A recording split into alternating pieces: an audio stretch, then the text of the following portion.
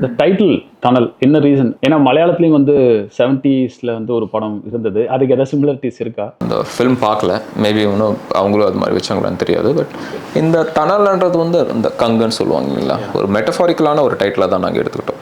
ஒரு இன்சிடென்ட் வந்துட்டு ஒரு 2 பேரை கனெக்ட் பண்ணோம். 2 எக்ஸ்ட்ரீம்ஸில் இருக்கிற 2 பேர், எங்கேயோ இருக்கிற ஒருத்தனையும் இங்கே சிட்டியில் இருக்கிற ஒருத்தனையும் வந்துட்டு கனெக்ட் பண்ணோம். ஸோ அந்த சுச்சுவேஷன்லேருந்து தான் ஒரு கேரக்டர் வந்து ஹீரோவாக மாறுறாரு, ஒரு கேரக்டர் வந்து வில்லனாக மாறுறாரு. ஸோ ஒரு இடத்துலேருந்து தான் அந்த இது ஸ்டார்ட் ஆகுதுன்றதுனால டனல்ன்றது அது மாதிரி தான். ஒரு கங்குலேருந்து தான் வந்துட்டு நீங்கள் ஒரு கத்தியும் எடுப்பீங்க, ஒரு கேடயமும் பண்ணுவீங்க. ஸோ அப்படி ஃபார்ம் ஆன கேரக்டர்ஸ் தான்றதுனால அது அந்த டைட்டில்ஸ். நீங்கள் டைட்டில் கேட்கும்போது எப்படி சார் இருந்தது உங்களுக்கு? நாங்கள் நிறைய டைட்டில்ஸ் டிஸ்கஸ் பண்ணுவோம், நிறைய ஆப்ஷன்ஸ் டிஸ்கஸ் பண்ணோம். பட் டனல் வந்துட்டு எப்பவுமே அது வந்துட்டு ஒரு ஷார்ட் லிஸ்டட் ஆப்ஷனாக தான் இருந்தது. டனல் தான் ஃபஸ்ட்டு நாங்கள் சூஸ் பண்ண டைட்டில் சாய்ஸாக இருந்தது. அதுக்கப்புறம் எங்களுக்கு பட் வி வர் ஸ்டில் அன்ஷோர்.